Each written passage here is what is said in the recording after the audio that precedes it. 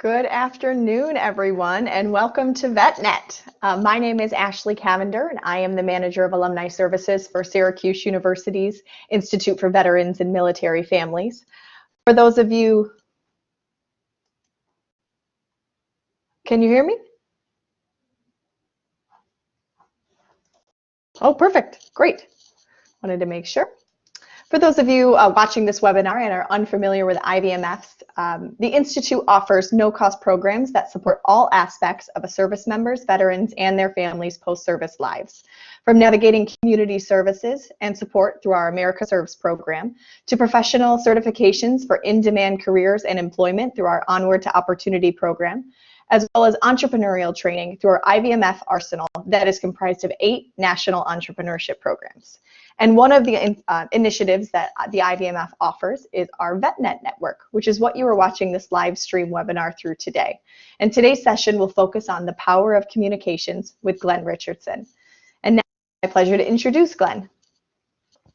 Glenn Richardson is a veteran with a strong commitment to Syracuse University. He is the founder of Leader Sages and is a noted leadership coach, executive consultant, and industry advisor.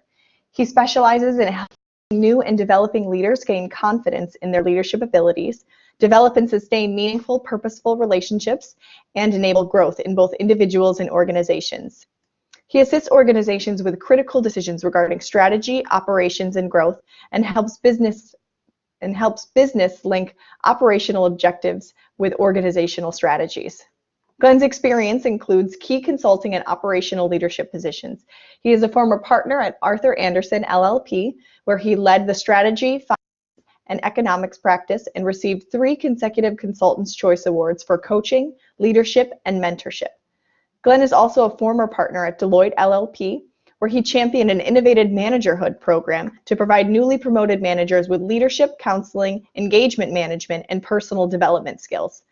He currently serves on the inaugural board of director for Syracuse University's Office of Veteran and Military Affairs, where he also serves as a frequent speaker, panelist, and pitch competition judge in the Entrepreneurship Bootcamp for Veterans.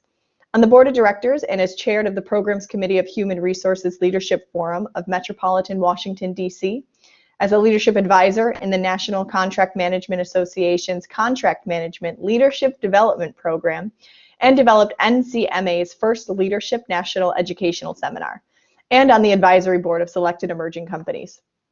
Glenn's military assignments include the U.S. Army Intelligence and Security Command, U.S. Army Special Operations Command, U.S. Army Europe, Service and Operation Desert Storm, and the Joint Staff. He is a graduate of multiple military institutions and leader development programs, from the 82nd Airborne Division's Primary Leadership Academy to the U.S. Naval War College. Glenn earned a Master of Business Administration and Finance from Syracuse University, a Master of Arts in National Security and Strategy Studies from the U.S. Naval War College, and an undergraduate degrees in Business Management and Economics from North Carolina State University. So today is Glenn's second time at VetNet, and he's going to take us through his journey from hearing to profound deafness and learning not only to hear again, but to listen.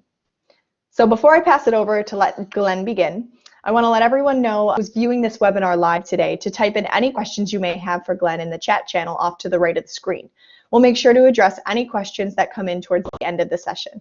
And with that, Glenn, welcome back to VetNet, and thank you for joining us. Thank you so much, Ashley. Thank you for the kind introduction, and it's always great to be back at Syracuse University, either physically or virtually, and also to continue to serve the IVMF. It's certainly my pleasure. So hello, everyone. It's Glenn Richardson again, and as Ashley mentioned, I'd like to tell you my story.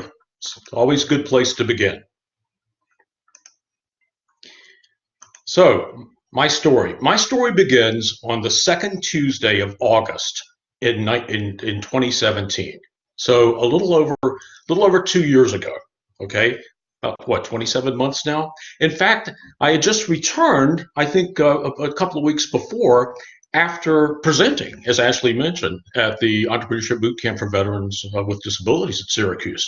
I woke up on that second Tuesday morning in August of 2017 with little to no hearing in my right ear. hadn't happened before, was rather confusing, and I was a little worried. Why was I worried? Because I'm waking up with no hearing in my right ear. Well, it was a bit complicated, and I was certainly hoping it was just a sinus infection and nothing to really bother me. But what really concerned me is I'm waking up with no hearing in my right ear, and I was already deaf in my left ear. Back in 2014, my left ear had been diagnosed with Meniere's disease. Some of you watching may be familiar with this. It's the cause is unknown, but the three main symptoms, the three main effects of Meniere's disease are hearing loss, tinnitus or tinnitus, and vertigo. And of those three things, clearly the most permanent one is the hearing loss, but the most medically significant one is the vertigo, which can happen randomly. Sometimes I could feel the spells coming on, other times I couldn't. Haven't had a vertigo spell in over 5 years. Everything's managed under control now. But because I had this existing condition in my left ear, waking up with a bit of a condition in my right ear really worried me. And again, I was hoping it was just kind of an infection. So I made an immediate appointment for the following Wednesday to go see my general practitioner, and on Thursday to see my otolaryngologist who had treated me for the Meniere's disease. So the Wednesday, I go see my GP. She can't determine what it is. She confirms I do have an appointment with my otolaryngologist, which I did the following day, and treated it as it were an infection. I go to the otolaryngologist on Thursday. 48 hours later, still unable to hear hear very little in my right ear. And after a brief examination, he indicated, no, this is an infection. We need to start treating this. And so for the next couple of months, I went through a series of steroid injections into my ear. Yes, it is as weird as it sounds, but there is anesthetic involved to see if there's anything that the steroids could address. Meanwhile, I'm getting tested for hearing every year, and my hearing decline from week to week is in a bit of a free fall. So ultimately, I was diagnosed again with something that cause unknown, but it's something called a sudden sensorineural hearing loss, or SSHL. As mentioned in the second bullet, the cause remains idiopathic. Fortunately, 85% of the people in the U.S. that are impacted by this recover some or all of their hearing. Unfortunately for me, I'm in that bottom 15%. So a medical procedure continued through the September to November timeframe. And 2 years ago, November 2017, I was fitted with my first set of hearing aids. I was fitted at Walter Reed National Military Medical Center, and I began learning to hear again. In fact, today, I can show you this. These are really cool. I've amazed quite a few people with these. I'm currently wearing and actually broadcasting to you through this Resound Linx Quattro hearing aids. The Quattro makes it sound like it's all-wheel drive or something. But the cool thing about this, I'm going to go back to me and show you how I control these. These are Bluetooth-enabled hearing aids, and I actually control them with this app on my phone, and I'm able to, for example, shape hearing profiles. And Resound is one of several manufacturers that are actually doing this now. Starkey is another one. I have a client that I'm currently coaching, and he has a setup made by Philips. So more and more, this is really kind of the future, the future of hearing. On reflection, and how I'll bring this story into context.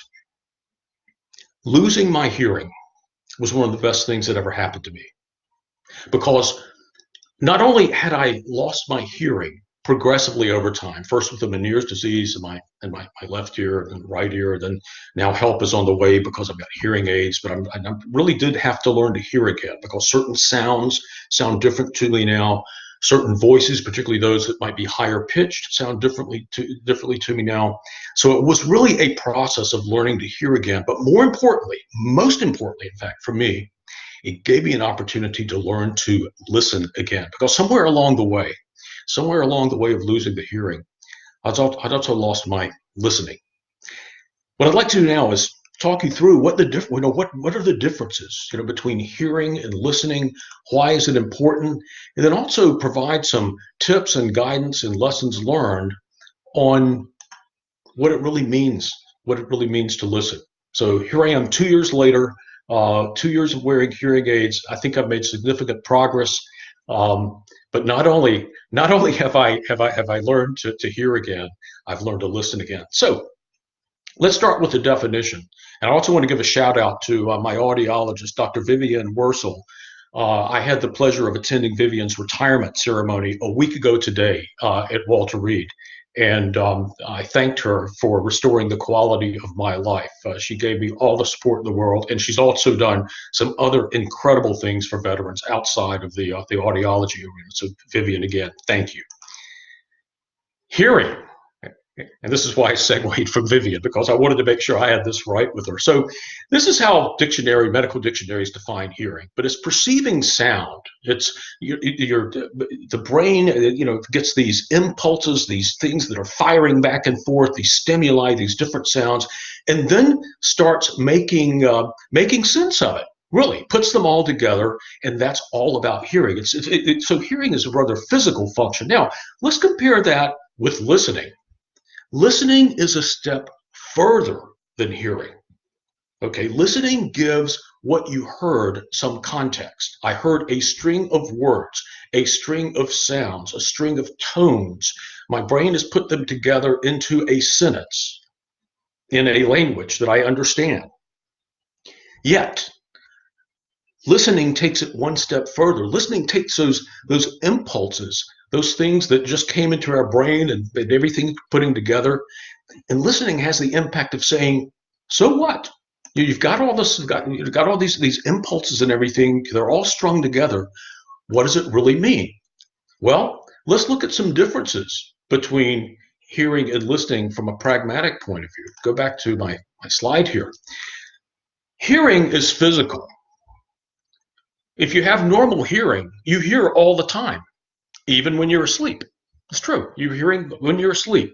Now, your brain is able to ignore. It's called habitualization. If you have normal hearing, your brain is able to say, hey, ignore that sound. Continue to sleep. Yet if your brain detects something that sounds dangerous or sounds unusual, it wakes you up. Okay? All very physical. We have the capability, if you have normal hearing, I don't. So when I sleep, I'm out.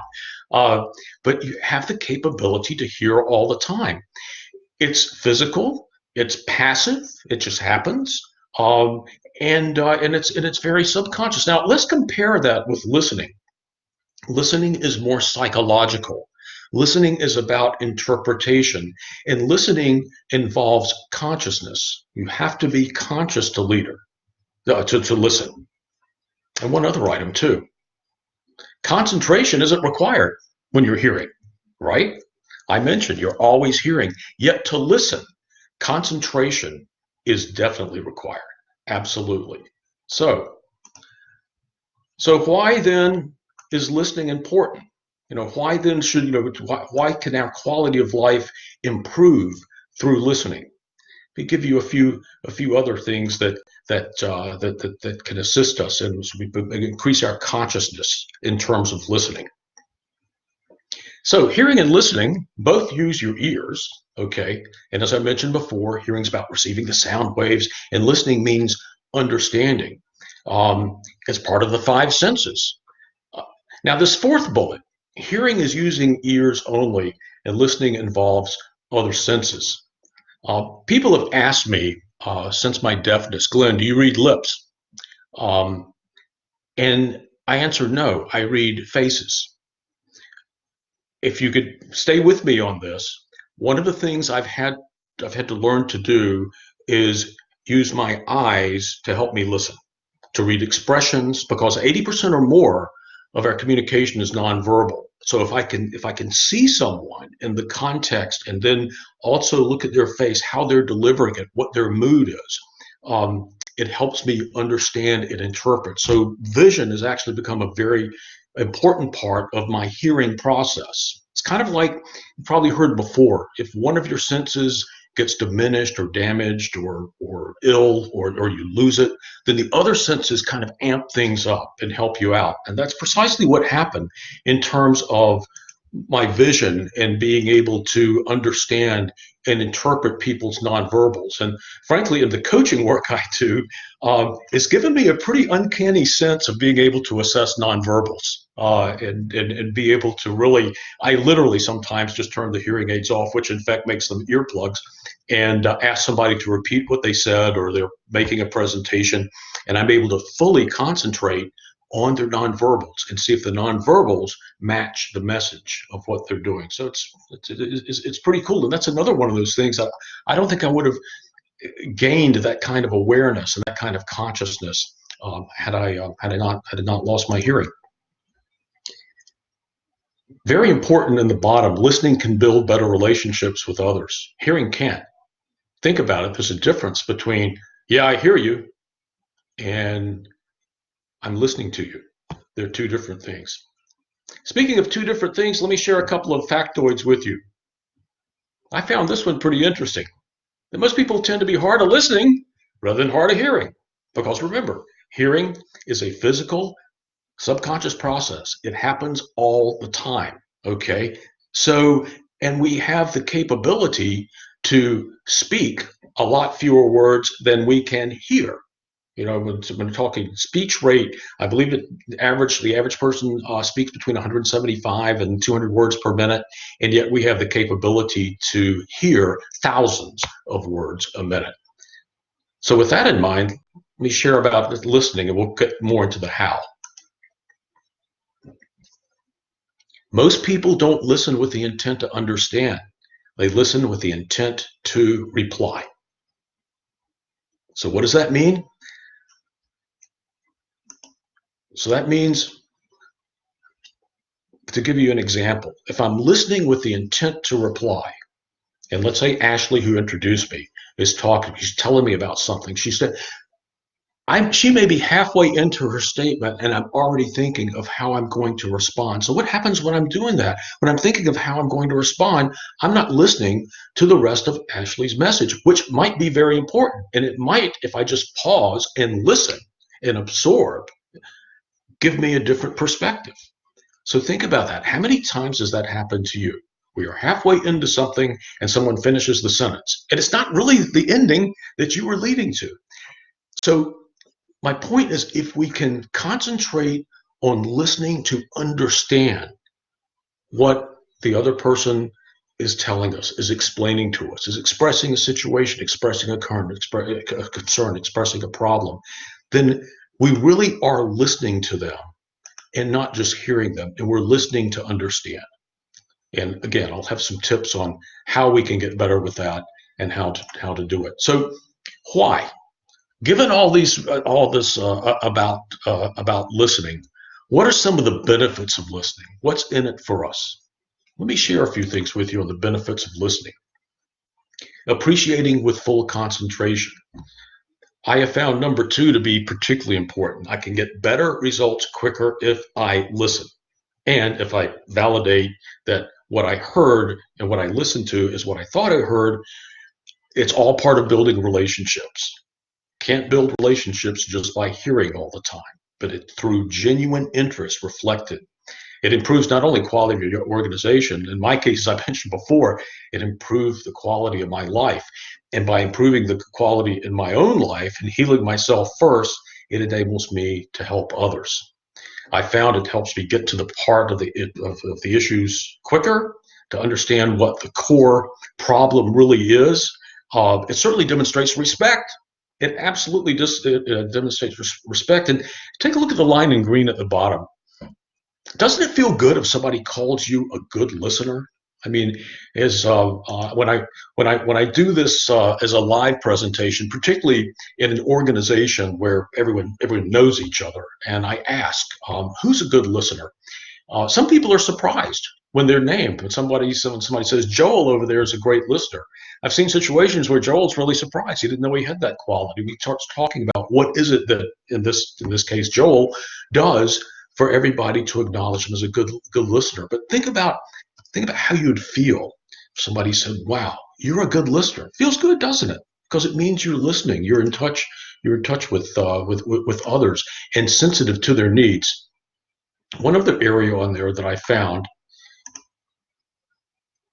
this point: avoid misunderstanding and conflicts. Avoiding misunderstanding and conflicts. I have found in some of the coaching and consulting work I do, many problems that may manifest themselves as a technology problem or a facilities problem or an operational problem or a process problem, when you really peel things back, when you really look at the core of what is going on, I found it's typically a people problem, and not only a people problem, but I found as a result of a miscommunication. Someone didn't listen, someone didn't get the word, someone didn't interpret. Going back to the conversation between Ashley and me as an example, I thought I understood what Ashley was saying, but I didn't take the time to confirm it, to say, Ashley, this is what I understand that you meant, and give her a chance to say, no, Glenn, that's not exactly what I meant. Let me restate. But that's how so many problems. Think of the ones in your own organizations or your own families. Oh, that's a different issue altogether. It happens in my family all the time. So therefore, we try to make sure that we're clear. We're clear with our intent. So let's move on a bit to the how. What did I learn, and what did I put into place, and what can I share with you on how to be a better listener, and particularly an active listener? Let me share some techniques with you. Okay, first, pay attention. Pay attention. Eye contact. Lean in. Listen to the person. Show that you're listening. Show that you're listening. How to show that you're listening?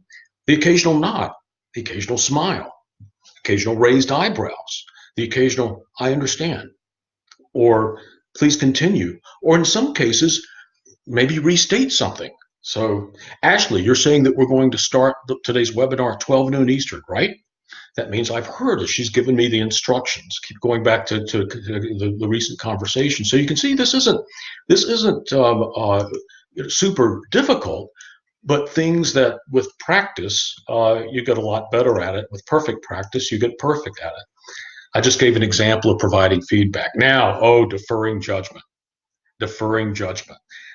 That is probably one of the key things in terms of really listening. Not listening to someone and then find that you have your own biases, your own opinions, your own judgment coming, right? Defer that, because if you get drawn into that, it's a huge distraction, and it will prohibit you from, number 5, responding appropriately. So think of people as great listeners. They can be celebrities, they can be nationally known people, they can be people in your family. Some of you might say, "Hey, that's me. I'm a good listener." What do great listeners have in common? What do they do? Well, they have a two-way dialogue. They want to be constructive with the person with whom they're conversing to show that they're listening. They want to create a safe environment, meaning non-attributional, non-judgmental, so that issues and differences and perhaps even points of conflict can be discussed openly and confidently. I call it cooperative conversations, because feedback flowing in both directions. And my second point there, and something that I've said for years: disagreement is not disrespect, particularly if it's handled in a certain way. We can respectfully disagree. We can respectfully offer a different opinion, but not in such a way that it shuts someone down. Because you shut someone down, you've lost the capability to listen. You've probably lost the conversation, and possibly starting to damage a relationship that really doesn't need to be damaged if, in fact, you just practice these good listening principles. So back to our list: making suggestions and really showing a genuine interest. This is what great listeners do. So how can it work for you? Let's look at using listening to get ahead. I call it listen without an agenda. Not go in and presume I know what you're going to say. I'm going to open my mind. I'm going to clear myself. I'm going to make sure I'm in the right mindset to listen. I'm going to have the wherewithal that if I'm distracted, not a good time for me to listen, to give you my full attention, to explain, hey, Right now, I'm distracted and I'm afraid I can't give you the attention and focus you deserve. I've used that before and it's worked. Although it also gives a person to say, well, Glenn, I really need you to listen to me because this is important and it's urgent. In which case, whatever distracts me, you might see a quick shake of my head or something, and I'm there because you call my attention to it, and because I know it's important to you. Therefore, it's going to be important to me. And if you are coming to me with, where I know it's taken a step for you to get there. I owe you the attention, the focus, and the listening that you so rightfully deserve. Ask questions. If I ask you questions, it indicates I'm listening. I also establish trust with you that way. I'm using myself as an example, but you can use yourself. Establishing trust. Show that I'm listening. I mentioned before, reframing, rephrasing, confirm my presence, confirm that I'm there, confirm that I'm with you. And then the last one, sometimes I may have listened to something I need to reflect a little bit about, or I might be the speaker, and I realize the person with whom I've been speaking, that's been listening to me, needs a little time to respond, and it's not something that I need a response for right away anyway. So allow the person or allow yourself to reflect. That also keeps you from jumping to conclusions or showing an immediate bias. But be sure to set a time to regroup so that the issue doesn't remain open. And then if it happens to you, how would you feel? Probably ignored. Person forgot about it. And if you did it to someone else, I can guarantee you they'll probably feel the same way. What does this result in? Ultimately, a reputation, not only as a fair and thoughtful listener, but someone saying, hey, you're a good listener. And I can think sometimes of no greater compliment. Somebody says you're a good listener. I did see a comment come in, and I've seen several comments, and I did want to acknowledge, yes, emotional intelligence does play a huge part of this when you're trying to understand how other people view you, and for you to have the emotional intelligence to acknowledge others. And that's where also you get into the previously mentioned nonverbals and understanding. Is someone saying, sure, I'm fine, or are they saying, I'm fine?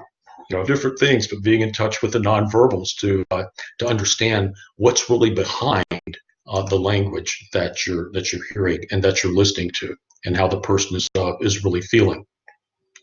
So that's about using listening to get ahead. So how do we set the stage for a good listening session? How do we set this up? I mentioned before, creating a safe environment that the person is not going to be judged, that you're not going to take the conversation away from someone. How many times has this happened to you? Because I know I've personally done it before.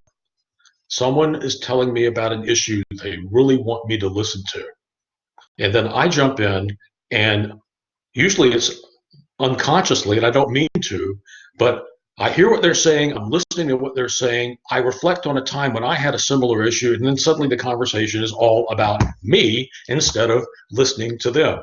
So I'm careful not to do that. And particularly those of you in various stages of relationships could probably relate to this very well. There are times when maybe you're looking for a response, and there are other times you just want to be listened to. And I found it helps to clarify that with the other person sometimes before you start speaking, so that way the mutual expectations are set. So going back to how we set the stage, making sure we've got a safe place, making sure that clearing away the distractions and making eye contact. We have hundreds of distractions all the time. Think of earlier in this conversation when I showed you I showed you my this is actually an iPhone. I showed you my iPhone just to show you the app, and then I put it down, and I haven't looked at it since then. Okay, but think about the number of distractions we have. Clear those away. Make eye contact. Understand the substance. Ask questions.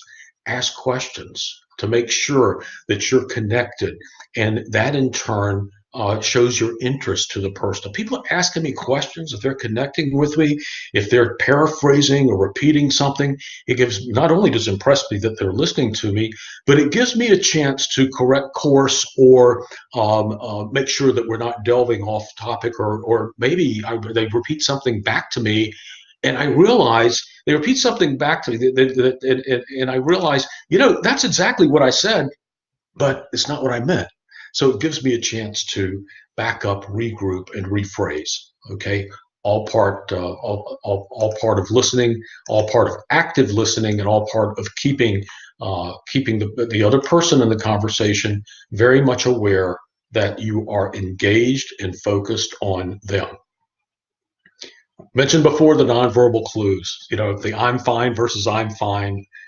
I've seen different statistics on this, varying from 78% to the high 80s, but typically we can say that 80% or more of our communication is nonverbal. Understanding the emotions and feeling, and I would say empathize. You don't necessarily have to sympathize, but to empathize, to understand. We get back to as one of you commented on emotional intelligence, and then sometimes through active listening, I've been able to help people see the issue in a different light, maybe turn frustration into anger, into understanding. I know that's happened with me a lot, where maybe I start with a particular emotion or feeling about something, but then through listening and absorbing, I make my own conclusions that maybe I was wrong, or maybe I was misguided, or maybe I interpreted an action or an inaction in a way that was not intended or deliberate.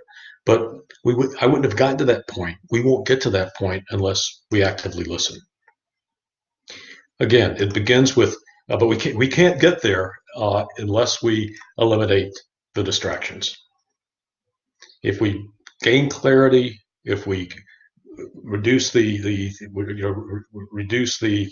miscommunications and all, we get to eliminate distractions. We want to make sure that we are, in fact, communicating.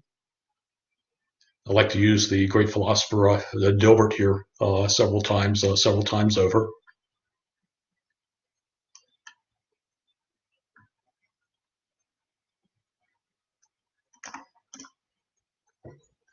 So let me ask you, think about this. How could you and your organization, and we may have some business owners in the audience today, your business, your family, benefit from better listening?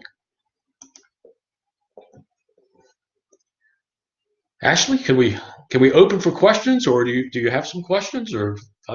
Yeah, we can open for questions. I see some people typing in there, so definitely type your questions in there if you do have any, and we'll introduce them to Glenn. But I do have a question to just kick us off. So if I wanted to incorporate the lessons that you are going through here today in my professional life, if I wanted to start right now, there are a lot of different actions that you said that we could take into consideration to help us get better listening skills. But what would you say should be the first thing that somebody should start with? I would suggest starting with a partner, a friend, someone to hold you accountable, someone that not only could you explain what you are trying to do, I am trying to become a better listener, but someone who's going to be very honest with you in your efforts to do that. For example, I had a situation, not a situation, but a client had mentioned to me one time, very self-aware. He said, I have a tendency to talk over people, meaning he was listening to respond, right? Listening to respond. He would get to a point, talk over someone. And he said, Glenn, I want you to call me on that whenever it happens. And I did. And over a period of time, he got better. But that was what he was expecting from me. And it doesn't have to be a coach relationship. It can be a much closer relationship. It can be with our significant others, our family members, our close friends, but just someone that's going to be very honest with us and call us on it when we're not listening, or we jump to conclusions, or when we interrupt, or in the middle of a conversation, we start getting distracted and start, messing with their mobile devices, or just in making sure. But it really takes as much as and there's some different tools you can use to record yourself, and I've used some of those. But I think when you're talking about actually the first step is finding that person you can confide in and say, I need help. I'd like to be a better listener. Will you hold me accountable? I agree. And it's really somebody that is willing to hold you accountable and feels comfortable enough to tell you the truth too. Because there's some people that'll just tell you what you want to hear. So you don't want those people to be your first point of contact for developing these skills. But we did have a few other questions come in. So one person says, if you were speaking and you observe someone who is not listening to you, either they're visibly distracted, not offering thoughtful responses, etc., how can we re-engage that person to truly listen? Do you have any subtle cues that you use? Yeah, I have subtle and not so subtle. So, yeah, I think subtle clues. If it appears to me that something might be on their mind, I might stop and ask. I might say, just want to ask, is something bothering you, or is this a good? Should we talk at another time? Give them the option, without probing, to say, yes, something really is on my mind. I just can't focus on this now.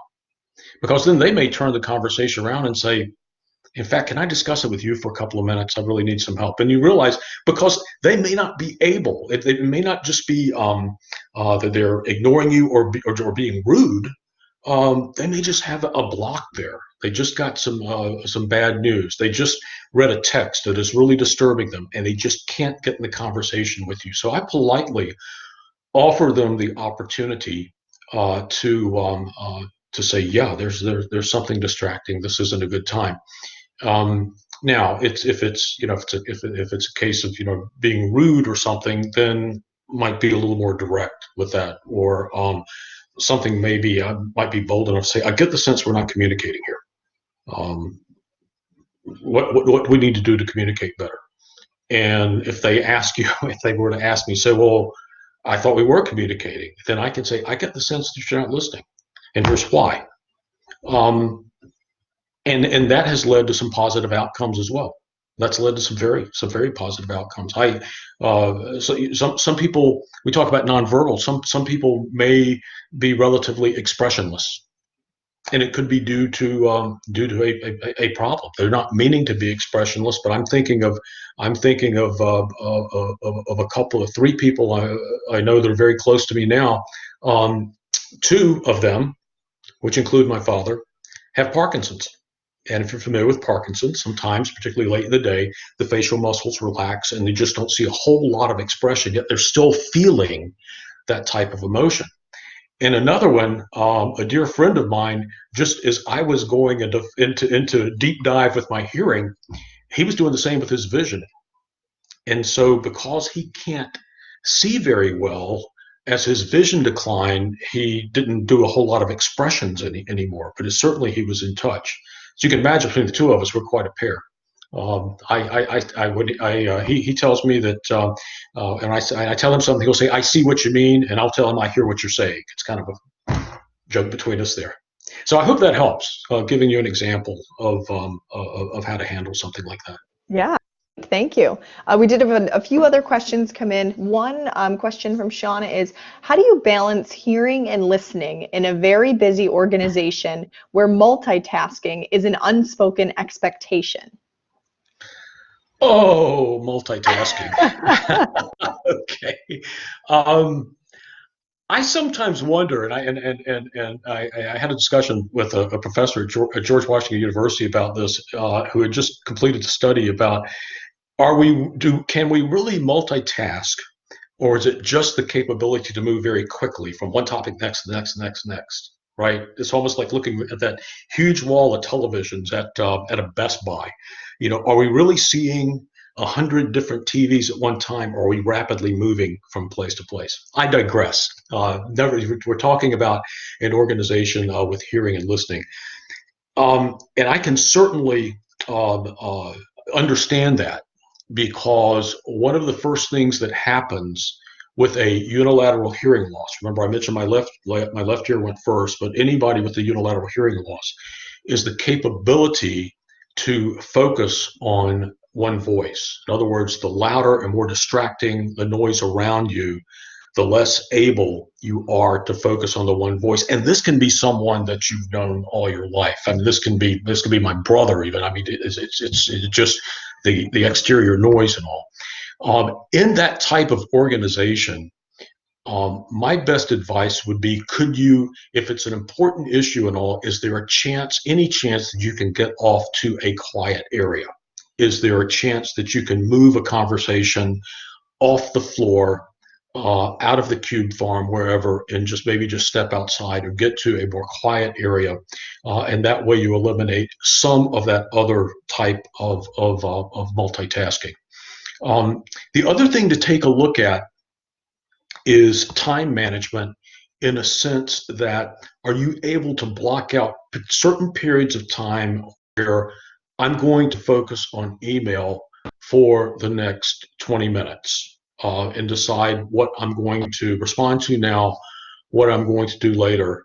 If the workplace allows it, and I would hope they would, I've actually found headphones to help eliminate distractions, because in addition to hearing through these hearing aids, I also stream music, stream phone calls, stream television, and also I can get the full audio experience there. And if you could block out time for certain things, you could block out time for when you do the work that requires more brain power for you, like say it's more analytical type work.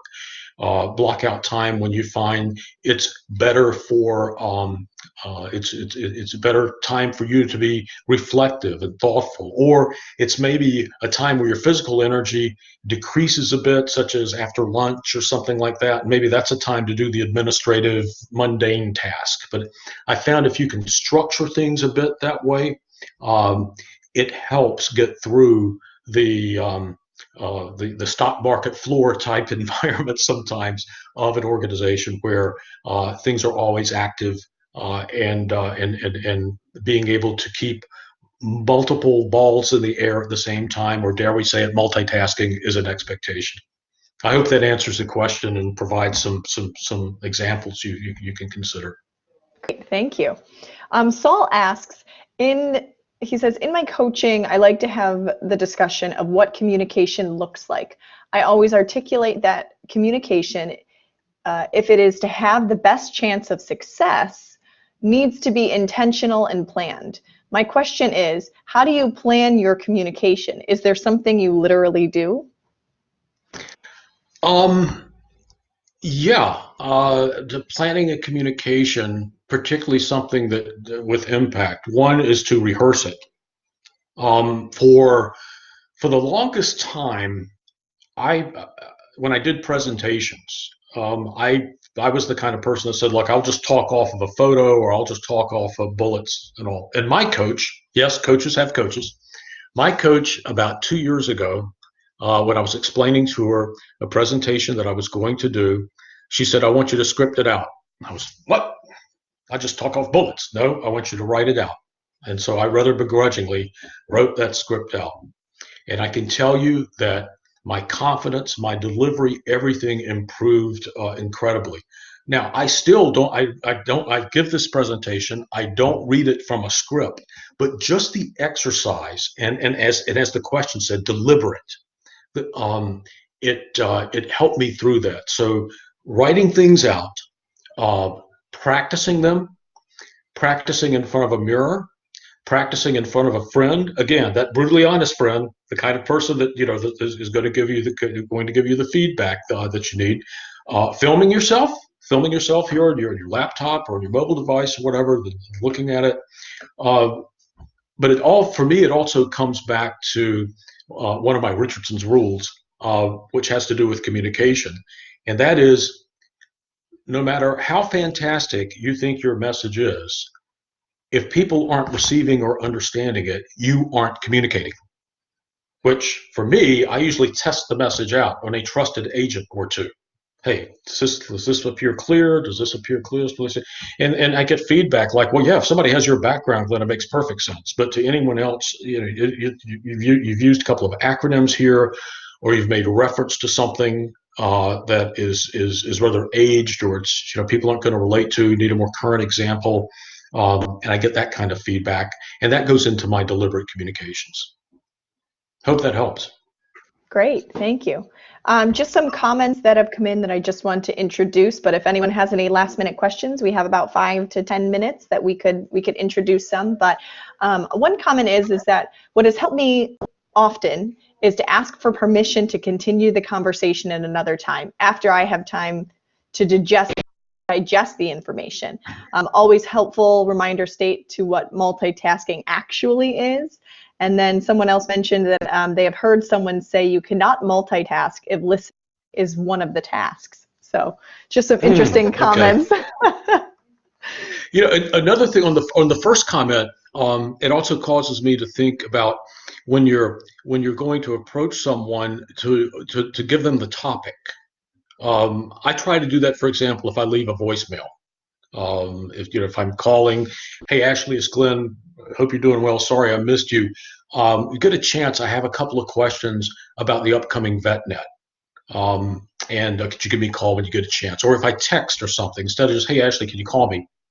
Because that could sound like, geez, it's an emergency or something.